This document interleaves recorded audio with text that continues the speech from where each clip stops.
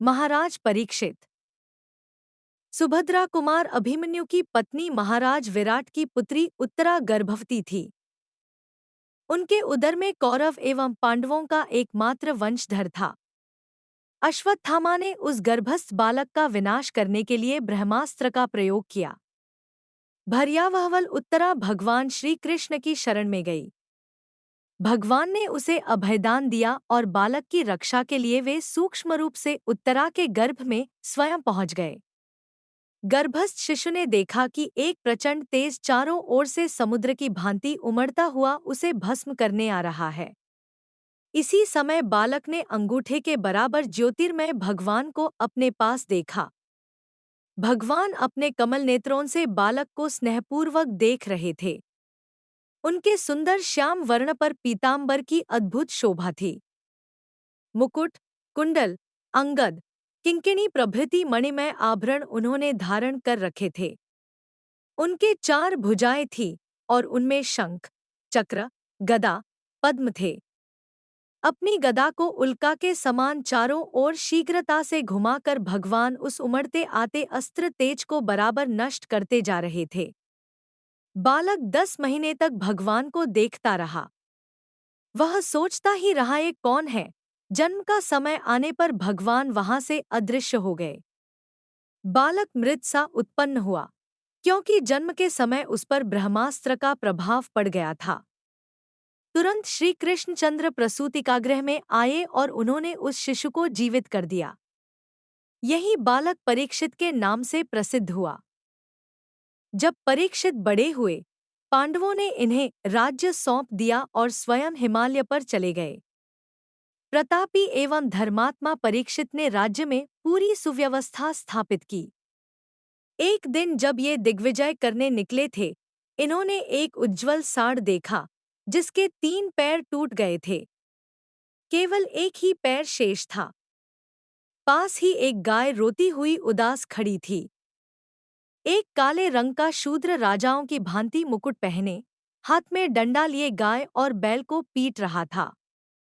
यह जानने पर कि गौ पृथ्वी देवी है और वृषभ साक्षात धर्म है तथा यह कलियुग शूद्र बनकर उन्हें ताड़ना दे रहा है, परीक्षित ने उस शूद्र को मारने के लिए तलवार खींच ली। शूद्र ने अपना मुकुट उतार दिया और वह परीक्षित के पैरों पर गिर पड़ा। महाराज ने कहा, कली, तुम मेरे राज्य में मत रहो। तुम जहां रहते हो वहां असत्य, दंभ, छलकपट आदि अधर्म रहते हैं। कली ने प्रार्थना की, आप तो चक्रवर्ती सम्राट हैं, अतः मैं कहाँ रहूं, यह आप ही मुझे बता दें। मैं कभी आपकी आज्ञा नहीं तोड़ेगा। परीक्षित ने कली को रहने के लिए जुआ, शराब, स्त्री, हिंसारूप स्थान बताए। ये कली के निवास हैं। इनसे प्रत्येक कल्याणकामी को बचना चाहिए। कली ने पुनः कहा, राजन, आपने मुझे जो स्थान दिए वे सब निकृष्ट कोटि के हैं, अतः मुझे कोई अच्छा स्थान भी दीजिए। इस पर राजा ने उसे सुवर्ण में रहने के लिए कहा। एक दिन आखेट करते हुए परीक्षित वन में भटक गए। भूख और प्यास से व्याकुल वे एक ऋषि के आश्रम में पहुंचे। ऋषि उस समय ध्यानस्थ थे। राजा ने उनसे जल मांगा, पुकारा, पर ऋषि को कुछ पता नहीं लगा। इसी समय कली ने राजा पर अपना प्रभाव जनाया।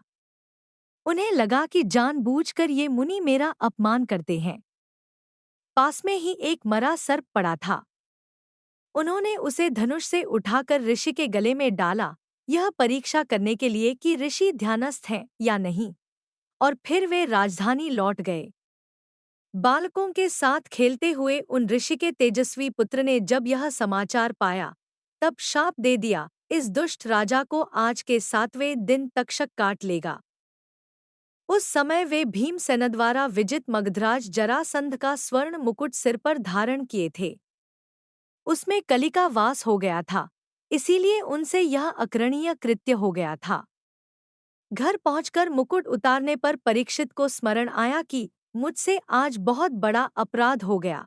वे पश्चात्ताप कर ही रहे थे, इतने में शाप की बात का उन्हें पता लगा। इससे राजा को तनिक भी दुख नहीं हुआ। अपने पुत्र जन्मेजय को राज्य देकर वे गंगा तट पर जा बैठे। 7 दिनों तक उन्होंने निर्जल व्रत का निश्चय किया।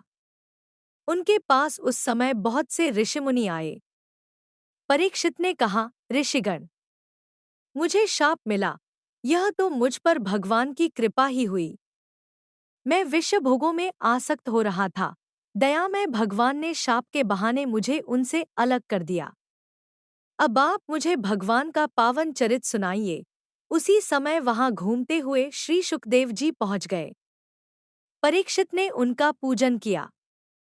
उनके पूछने पर सुखदेव जी ने 7 दिनों में उन्हें पूरे श्रीमद् भागवत का उपदेश किया। अंत में परीक्षित ने अपना चित्त भगवान में लगा दिया। तक्षक ने आकर उन्हें काटा और उसके विष से उनकी देह भस्म हो गई, पर वे तो पहले ही शरीर से ऊपर उठ चुके थे। उनको इस सब का पता तक नहीं चला।